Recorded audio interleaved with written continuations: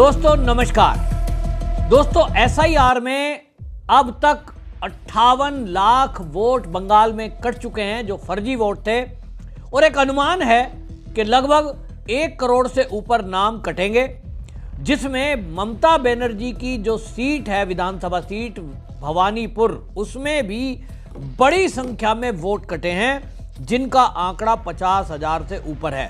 और इसी बात से ममता बनर्जी परेशान है, क्योंकि उनको लग रहा है कि अगर ये एसआईआर फाइनल हुई और अगर यही लागू रही तो ममता बनर्जी भी अपनी सीट नहीं जीत पाएंगी।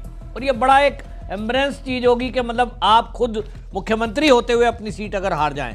आपको बता दूं कि ममता बनर्जी पिछले चुनाव में 58,000 वोट से जीती थी और यहां अभी तक 60,000 वोट काटे जा चुके हैं। ममता बनर्जी ही खुद इसका जिक्र कर रही हैं। तो ममता बनर्जी की हर चाल नाकाम हो रही है, सुप्रीम कोर्ट उनकी सुन नहीं रहा। अब ऐसे में ममता बनर्जी एक आखिरी दाव चलने जा रही हैं। उन्होंने तय किया है कि वो एक बार फिर सुप्रीम कोर्ट जाएंगी और वो अपनी भवानीपुर सीट के समेत बाकी पूरे बंगाल में जो वोट काटे जा रहे हैं, जो अभी तक सुनवाई होने से बाकी है, जो आपत्तियां दर्ज कराई गई हैं, उसमें जिस तरह का ममता बनर्जी की शिकायत है कि जानबूझकर उन सीटों के ज्यादा वोट काटे गए हैं जहां टीएमसी जीती हुई है। और भवानीपुर को लेकर ममता बनर्जी खास तौर पे नाराज है, जहां अभी तक उन्होंने बताया कि पहली बार में 44,000 वोट काटे, फिर 14,000 और काट दिए, फिर 2,000 और काट दिए आपत्ति आने के बाद। कुल टोटल 60,000 वोट कटे हैं। और जैसा मैंने बताया कि यहां पिछली बार जीत 58,000 से हुई थी दीदी की, इस बार तो एंटी इनकम्पेंसी है, इनके विरोध में जनता है। तब निश्चित जान लीजिए कि ममता बनर्जी अपनी सीट भी नहीं जिता पाएंगी अगर यही आंकड़ा रहा।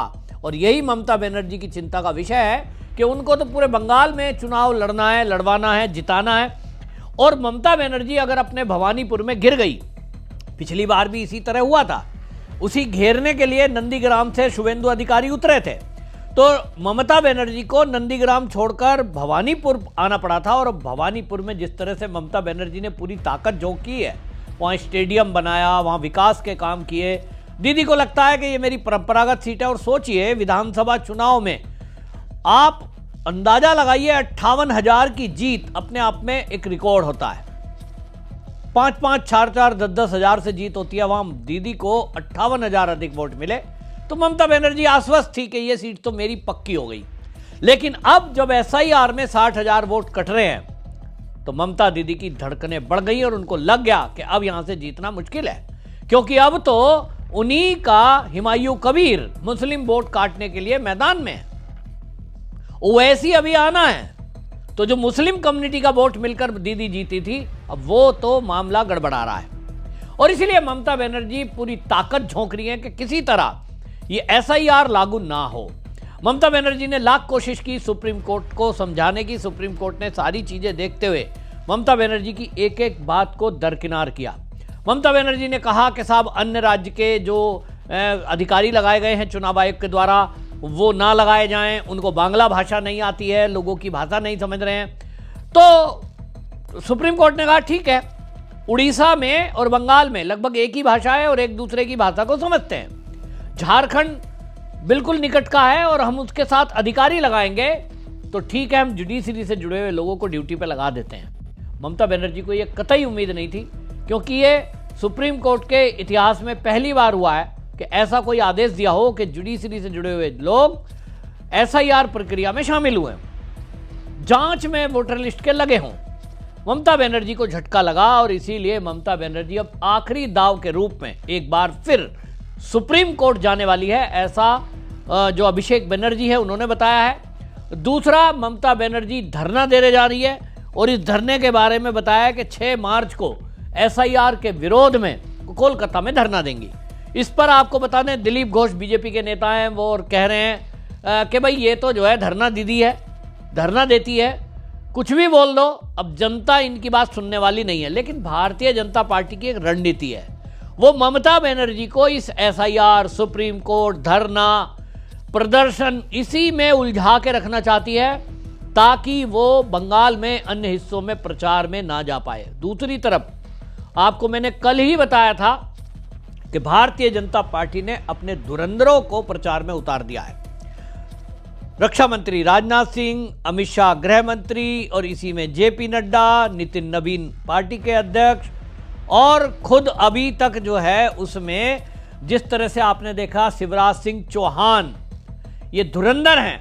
देवेंद्र फडणवीस महाराष्ट्र से, मुख्यमंत्री दिल्ली की रेखा गुप्ता, ये सब नेता उतार दिए गए हैं। पूरे जोर शोर से प्रचार चल रहा है। दूसरी तरफ ममता बनर्जी सुप्रीम कोर्ट में उलझी हुई है। सुप्रीम कोर्ट में कोशिश कर रही है किसी तरह मामला डिले हो जाए। अब जितना मामला डिले होगा तो फिर ममता बनर्जी, अब ये इस बात को याद रखना चाहिए कि वो आपकी जो तारीख है, डेडलाइन 7 मई, वो गुजरी तो सुप्रीम कोर्ट की कोई इसमें आवश्यकता भी नहीं है, ऑटोमेटिक राष्ट्रपति शासन लगना है। तो ममता बनर्जी सोचती हैं कि धरना प्रदर्शन करके वो अपनी जनता को ये बताने की कोशिश करेंगी कि भाई मेरे को परेशान किया जा रहा है। देखो भाषण रोज कहती हैं वो मीडिया में कि भारतीय जनता पार्टी के अनुसार चुनाव आयोग काम कर रहा है, चुनाव आयोग भारतीय जनता पार्टी का ही है, उन्हीं के इशारे पे। अब कुछ भी कह लो, लोगों को तो समझ में आ रहा है। भाई लोगों को दिख रहा है कि जो लोग रहने वाले हैं बंगाल के, उनका वोट नहीं कटा, तो फिर किसका कटा? जो मर गए, जो ट्रांसफर हो गए, जिनका नाम डबल था, या जो घुसपैठिए थे। और घुसपैठियों पर तो पश्चिम बंगाल में पहले से ही भारतीय जनता पार्टी कहती आई है, और वो पहले से कह रहे हैं कि 1 करोड़ फर्जी वोटर है, तो उनका अनुमान तो ठीक निकला है। भाई अभी तक जो है 60 लाख के करीब नाम कट गए, बाकी 80 लाख के करीब आपत्तियां हैं, तो वो आंकड़ा वहीं बैठेगा। और इसलिए भारतीय जनता पार्टी के नेताओं की बात ठीक रही है। सुप्रीम कोर्ट में सारे सबूतों के साथ बात रखी गई है। चुनाव आयोग ने भी सुप्रीम कोर्ट को जो बातें रखी, सुप्रीम कोर्ट के समझ में आ गई कि ममता बनर्जी केवल बौखलाहट इसलिए है उनकी कि जो फर्जी वोट इसमें ऐड थे वो कटे हैं। अभी तक कोई भी व्यक्ति ऐसा सामने नहीं आया जो ये कहे कि मेरा वोट कट गया था या कट गया है और जुड़ नहीं रहा है, क्योंकि चुनाव आयोग पूरा समय देता है और उसके लिए अधिकारी मौजूद हैं। एक सिस्टम है कि आप एसडीएम ऑफिस में जाइए, अपनी अपील दाखिल करिए, पेपर सबमिट करिए, आपका नाम आ जाएगा। और अभी तक 28 फरवरी को जो लिस्ट जारी हुई है, उसके बाद सप्लीमेंट्री लिस्ट भी आनी है। तो ममता बनर्जी अभी दावा किस बेस पे सुप्रीम कोर्ट में करेंगी? उनको चुनाव आयोग यही कहने वाला है सुप्रीम कोर्ट में कि ममता बनर्जी जी, अगर आपको भवानीपुर सीट की चिंता है या अन्य किसी की भी सीट की, तो आप आपत्ति दर्ज कराइए, प्रमाण पत्र दिखाइए, लोगों के साथ टीएमसी के लोग लगें मदद में, तो सहयोग करेंगे तो नाम ऐड हो जाएंगे। जितने नाम कटे हैं, आप कहते हो अगर गलत नाम कटे हैं 60,000, तो आप आपत्ति दर्ज कराओ। आपत्ति दर्ज कराओगे तो भाई वो काम है उसका कोर्ट का, और वो देखेंगे, चेक करेंगे और हो जाएगा। तो ये कुल मिलाकर के ममता बनर्जी का आखिरी दाव मुझे दिखाई दे रहा है। उनको लगता है कि सुप्रीम कोर्ट में एक बार फिर से जाएं। ये जो फाइनल, क्योंकि सूची पहले जब सुप्रीम कोर्ट दे दी गई थी तो तब फाइनल सूची नहीं आई थी। अब फाइनल सूची जो आई है अभी, ये भी फाइनल नहीं है। इसके बाद एक और सप्लीमेंट्री आनी है, क्योंकि सुप्रीम कोर्ट ने यही कहा था कि 28 फरवरी की जो डेडलाइन है उस पर एक सूची जारी करिए, और जो आपत्तियां हैं उसको बाद में ऐड करेंगे, बाद में एक लिस्ट और आएगी। तो ममता बनर्जी अब क्या सबूत लेकर सुप्रीम कोर्ट जाने वाली हैं, क्योंकि उन्होंने मीडिया में ये कहा है कि मेरे पास बड़े सबूत हैं कि जो लिस्ट आई है उसमें भारी गड़बड़ी की गई है और फर्जी तरीके से वोट काटे गए हैं, बीजेपी के इशारे पर काम हो रहा है। तो अब ये जो तारीख लगी है 6 मार्च की, देखना होगा 6 मार्च को ममता बनर्जी सुप्रीम कोर्ट में कौन से ऐसे सबूत जमा करती है जो ये सिद्ध करेंगे कि एसआईआर में गड़बड़ी है। उसके बाद सुप्रीम कोर्ट एसआईआर रोकता है कि नहीं, ये भी देखने की बात होगी। और ममता बनर्जी जो धरना प्रदर्शन कर रही है, ये भी देखना होगा क्या उस धरने का आम जनता पर कुछ फर्क पड़ेगा। आपको क्या लगता है? अपनी राय कमेंट में जरूर लिखें, वीडियो शेयर करें। वंदे मातरम।